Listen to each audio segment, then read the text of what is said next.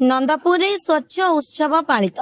Khordha block अंतर्गत नंदपुर ग्राम पंचायत रे स्थानीय सरपंच नेतृत्व रे स्वच्छ उत्सव पालित हो जाइछि।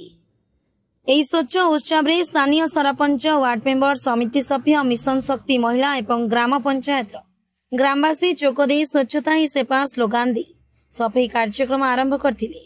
शेषे नंदपुर ग्राम पंचायत सरपंच गणमाध्यम आगे ग्राम पंचायतवासी केंद्र सरकार और राज्य सरकार धन्यवाद देवा सह दशहरा उपलक्षे अभिनंदन और शुभकामना जणाइथिले।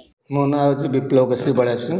आम नंदपुर पंचायत रे स्वच्छ भारत और स्वच्छ उत्सव जो पालन कराइला आम पंचायत आम पंचायत 5टी गाँव पाखापाखि 100-150 लोक को डाकी सब वयोज्येष्ठ लोक महिला मान डाकी स्वच्छता पर जो यशस्वी प्रधानमंत्री नरेंद्र मोदी महोदय जो स्वच्छता उपर आह्वान देते प्रति पंचायत रे स्वच्छता किपरि पालन करा जिवो जहाँद्वारा कि से विषय आम पंचायत रे आम पंचायत रु बाजार पर्यंत स्वच्छता परिष्कार क्लीनिंग करूँ जहाँद्वारा लोक मैंने केमती बाहर मलत्याग न करी शौचालय मलत्याग करेंगे और निज परिवेश को स्वच्छता रखिए से विषय लोक मानक आम अवगति जनइलु और लोक मैंने भी बहुत खुशी कहीं स्वच्छता उपर लोक मैंने सबकि पंचायत शिखा पाऊँ जानूँ से मोर मो पंचायतवासी को दशहरा नववर्ष भी हार्दिक अभिनंदन जनाऊँगी और माननीय मुख्यमंत्री श्रीजुक्त मोहन चरण माझी महोदय